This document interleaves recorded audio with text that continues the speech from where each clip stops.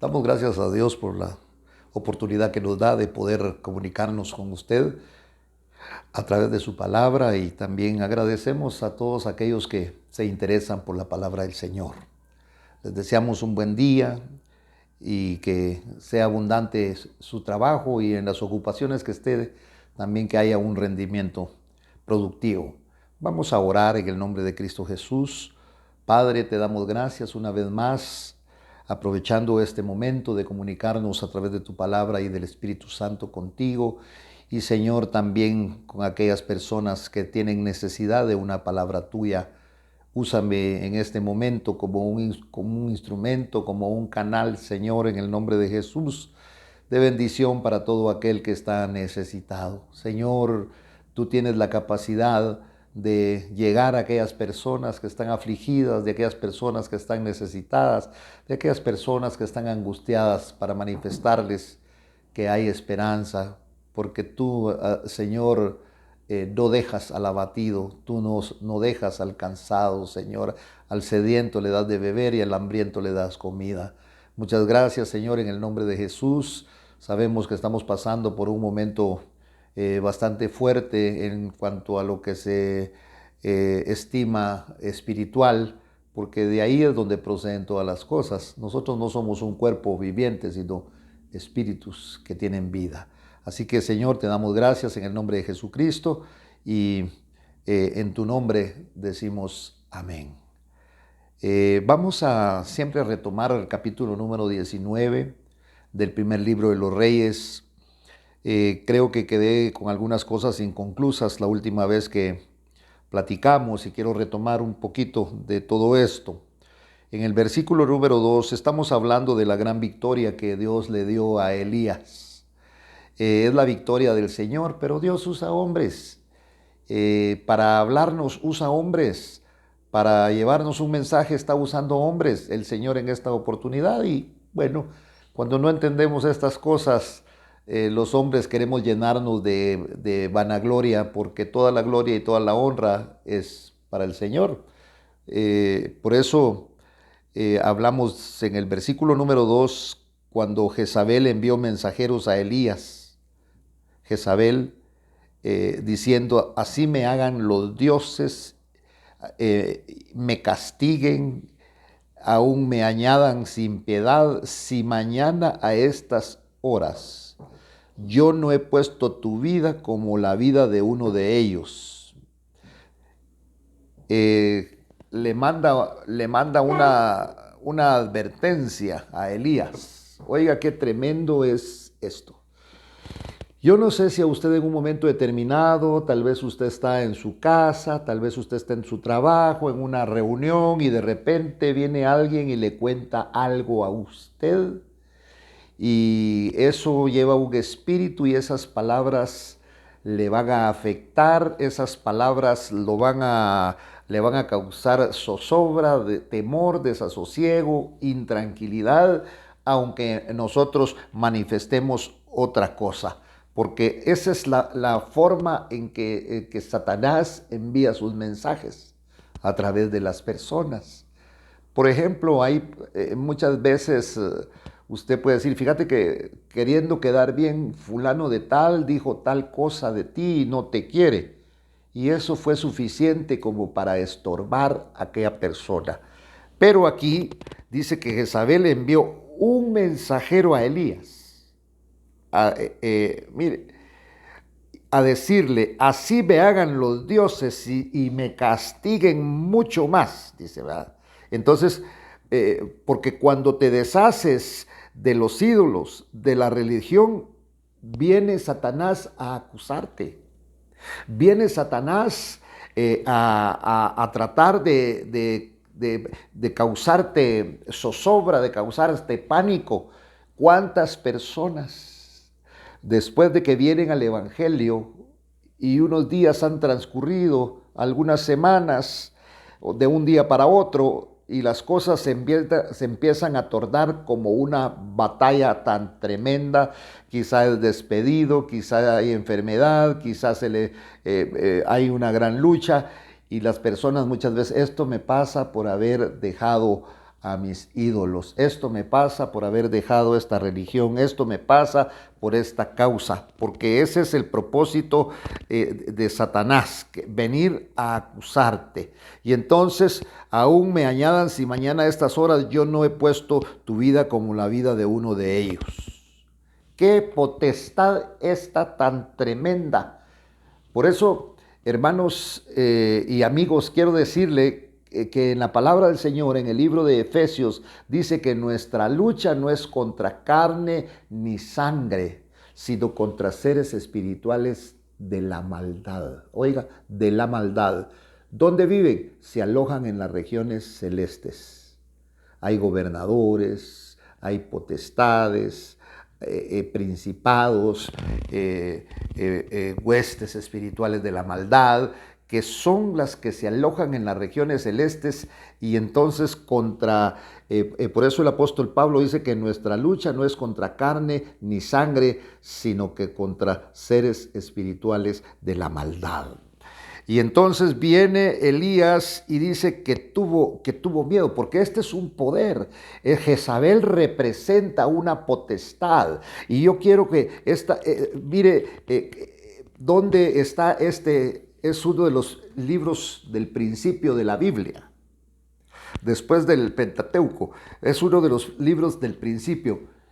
Y este nombre de Jezabel nos lleva hasta el libro de Apocalipsis, a donde voy a ir yo por un momento al libro de Apocalipsis para describir, porque me interesa mucho lo que dice. Jezabel envió un mensajero, a Elías. ¿Qué llevaría ese mensajero? Por eso nosotros podemos ser mensajeros de Dios o podemos ser mensajeros de Satanás.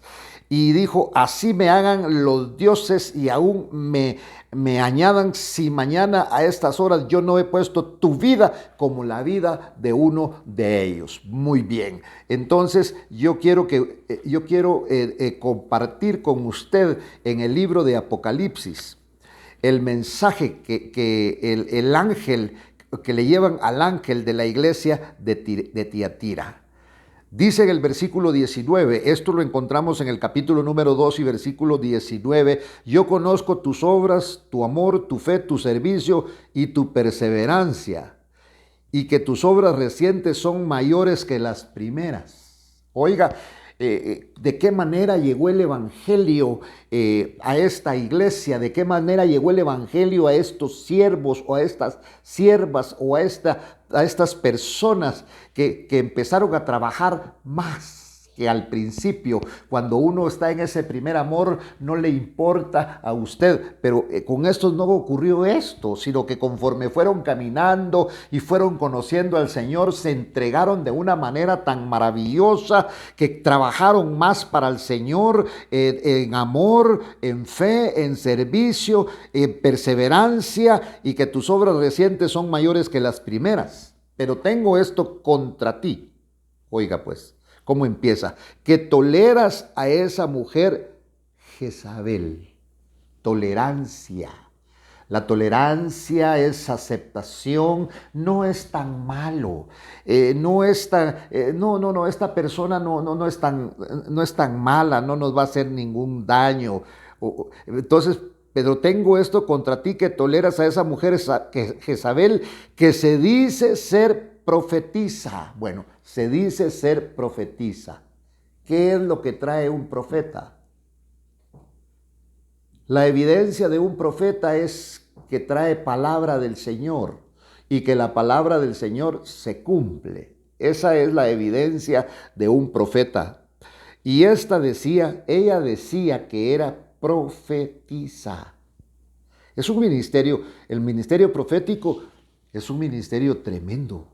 Es un ministerio de palabra. Es un ministerio, uno de los 5 ministerios. Entonces, que toleras a esa mujer Jezabel que se dice ser profetisa. Bueno, toleras. Eso significa que cuando usted, por ejemplo, usted tiene tolerancia, es que usted está aceptando poquito, medio, alguna situación que no debe de aceptar, que empieza usted a tolerar y que empieza a tolerar y que empieza a tolerar. Por ejemplo, un trabajador, la entrada es a 1 hora y muchas veces se tolera que entren un poquito más tarde y esa tolerancia se va haciendo cada vez mayor. Entonces vemos, tengo contra ti que toleras a esa mujer Jezabel. ¿Qué tenía esta mujer? ¿Qué tenía que la toleraron? Tolerar es algo que se acepta, pero que no está uno totalmente convencido. Y entonces que toleras a esa mujer Jezabel no es tan malo. Pobre los niños, déjenlos que jueguen con esos muñequitos, si no son tan malos, mi hijo, déjenlos, ¿verdad? Y esos muñequitos son muñequitos que los demonios mismos, el diablo usa y que son demonitos, demonios chiquitos. Y eso nos pasa a nosotros los cristianos. Si nosotros mismos les compramos los juguetes a nuestros hijos, a ellos les gusta, ellos eligen, pero el poder de participar, de adquirir algo, viene de los padres. Y entonces, oiga, porque estamos hablando de tolerancia, que toleras a esa mujer Jezabel. Ella dice ser profetisa y enseña. Tiene una enseñanza equívoca, tiene una enseñanza errónea. ¿Cuál es el ministerio que se mueve dentro de la enseñanza? ¿Cuál es el ministerio? ¿No es el de maestro? Entonces esta tenía también tintes de maestra y seduce. Oiga esta palabra: a mis siervos, a que cometan actos inmorales y coman cosas sacrificadas a los ídolos. Entonces empieza una seducción, empieza un coqueteo de este espíritu jezabélico con los siervos del Señor hasta que realmente los seduce. No es suficiente saber doctrina. La doctrina no es para saberla, sino la doctrina es para vivirla. Y entonces esta Jezabel, pues claro, dice que empieza con un espíritu de seducción. ¿A quiénes? A los siervos. Ella seduce a mis siervos. Por eso es que usted dentro del Evangelio va a ver a siervos de Dios que muchas veces usted se enamoró. No, yo espero que no se enamore de ellos, sino muchas veces de las cosas del Espíritu que bajan a ellos. Porque tenemos que hablar de los 5 ministerios. Yo sigo creyendo en los 5 ministerios, que Dios capacita a estos hombres y que no es necesario que vayan a un instituto teológico para que Dios pueda levantar a un hombre y revelarles su palabra, porque el Evangelio tiene que ser revelado. No solamente una instrucción, una enseñanza, sino que tiene que tener una revelación. Seduce a mis siervos. ¿Cuánto siervo usted que ya tiene algún tiempo en el Evangelio mira que comienzan bien y terminan mal? Porque fueron presa de esta seducción. ¿Cómo es esto? ¿Cómo empieza el adulterio? Con una seducción. Así empieza el adulterio, con una amistad, con un coqueteo, con una galantería. Y entonces esta mujer viene y seduce a los siervos del Señor. Por eso está diciendo a mis siervos. Y los seducen a que cometan actos inmorales y coman cosas sacrificadas a los ídolos. Usted sabe muy bien que hay fiestas idolátricas, que nosotros los cristianos utilizamos las congregaciones del Señor para estas fiestas idolátricas. Llámese Día de la Madre, llámese Día del Cariño, llámese el Día de Acción de Gracias, llámele como usted quiera. Dentro de la Biblia en el nuevo pacto hay una fiesta maravillosa que se llama la Cena del Señor. Esa es la fiesta, Pentecostés y la Cena del Señor. Y entonces dice que cometan actos inmorales y que coman cosas sacrificadas a los ídolos. Pero esto no es literal, porque si a usted le enseñan una comida que está ahí y que está siendo entregada a un demonio, usted va a decir que no. Pero estas son figuras de las cuales está hablando la palabra de Dios, que coman cosas sacrificadas a los ídolos. Le he dado tiempo para arrepentirse y no quiere arrepentirse de su inmoralidad.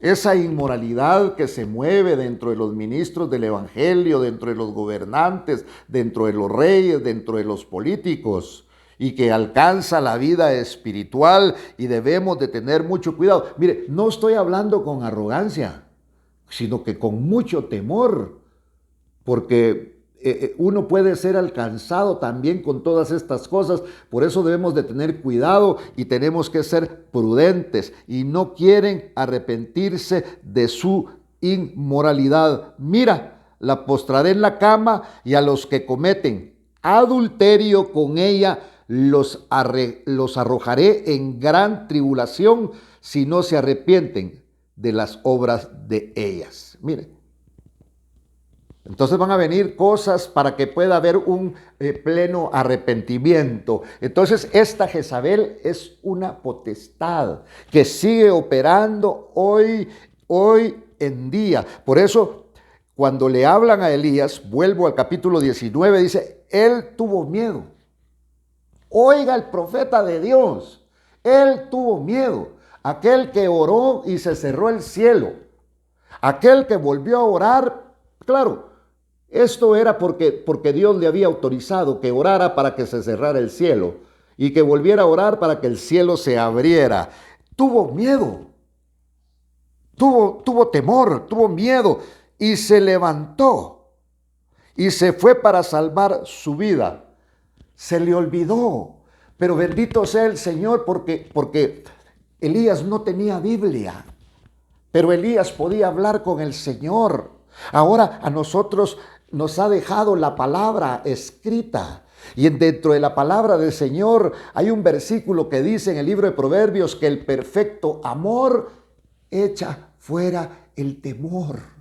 Quizá Elías lo sabía, pero no lo había leído como usted y como yo, y se lo estoy repitiendo, y tuvo miedo, porque muchas veces tenemos batallas tremendas, los siervos del Señor, en donde tenemos miedo.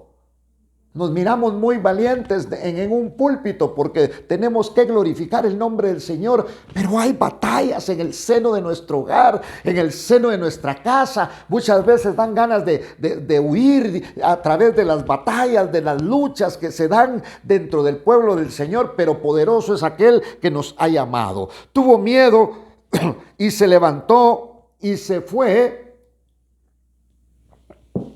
para salvar su vida. Y vino a Berseba de Judá y dejó ahí a su criado. ¿Qué significa eso? Él tuvo miedo y se fue. Dejó el privilegio. El Señor te está hablando a ti, hermano querido, que te has alejado de los caminos del Señor y que dejaste el privilegio. ¿Por qué se dejan los privilegios?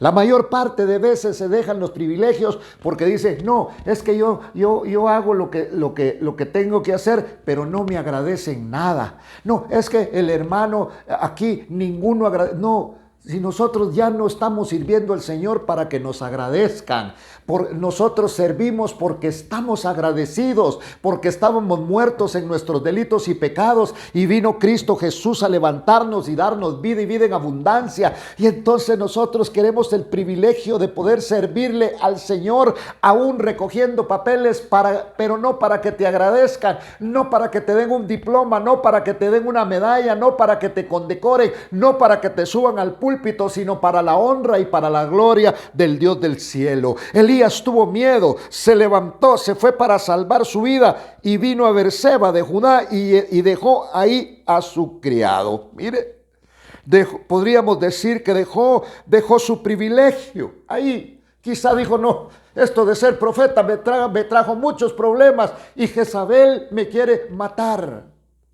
Por eso hay hombres que muchas veces se están quejando y dicen, yo hice esto, yo hice lo otro, yo di aquí, yo di allá. Cuando tú das provocado, cuando tú das, voy a utilizar una palabra que no me gusta utilizarle en el Evangelio, cuando tú estás motivado por los hombres que te ofrecen que si tú das vas a tener abundancia, te puedes amargar. Pero cuando Dios toca tu corazón, aún de lo poco o de lo mucho, cuando tú das, estás satisfecho que el que no necesita nada de ti ni de mí, recibe esa ofrenda, recibe lo que tú le llevas. Entonces se fue. Oiga, ahí andaba el campeón de Dios, desalentado. ¿No te has desalentado tú? ¿No te ha venido desaliento en medio? Miren, nosotros hablamos de un Cristo victorioso y Él es victorioso. ¿Por qué? Porque venció a la muerte, porque venció al diablo, porque subió al cielo y ahora está a la diestra de Dios Padre. Él es un Cristo victorioso, pero ¿tuvo luchas? Sí. Sus hermanos lo señalaban y lo criticaban. Los hombres se burlaban de él. Y entonces aquí está Elías y dice que tuvo miedo y se levantó para salvar su vida. Y vino a Berseba de Judá, dejó ahí a su criado y él anduvo por el desierto un día de camino y vino y se sentó bajo un enebro. ¿Y qué pidió? Morirse. Caramba, el campeón de Dios pidió morirse. ¿Cómo se ha de haber sentido Elías cuando venció a los 850 profetas de Baal y de Acera? ¿Cómo se sintió cuando ardió el altar que había hecho para el Señor y que el pueblo empezó a gritar Jehová, Dios del cielo, a Él sea la gloria y a Él sea la honra? ¿Cómo se sintió? ¿Cómo se sintió? Entonces dice aquí Elías, dice que anduvo por el desierto un día de camino y vino y se sentó bajo un enebro. ¿Y qué le pidió a Dios? Morirse.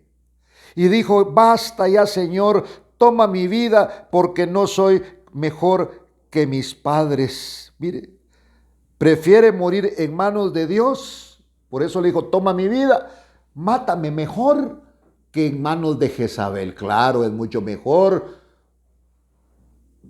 lo que estaba pidiendo él. Entonces dice aquí la palabra, pero él, hay un salmo en el Salmo 68:4. Dice el salmista que Dios es el que cabalga por los desiertos. Por favor, tome en cuenta esto. Dios es el que cabalga por los desiertos. Y a veces estamos en desiertos. A veces ya no queremos nosotros seguir. A veces nos sentimos nosotros que estamos demasiado atribulados y enluchados y que ya no podemos. Y el que cabalga por los desiertos, buscando desamparados, buscando derrotados, buscando gente que ha perdido la esperanza. Él es el que cabalga por los desiertos espirituales. Y llega a nuestra vida y a veces el Señor usa a personas y te manda a una persona tal vez insignificante y esa persona dentro de sí lleva una palabra maravillosa del Señor y te la da y te levanta, pero no fue esa persona, fue el que cabalga por los desiertos, el que te la mandó, como le mandó aquí a Elías. Elías viene y dice, no soy mejor que mis padres.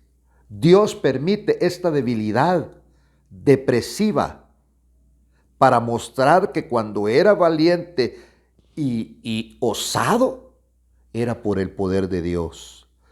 Mientras que dejado a sus fuerzas, él no era mejor que sus padres.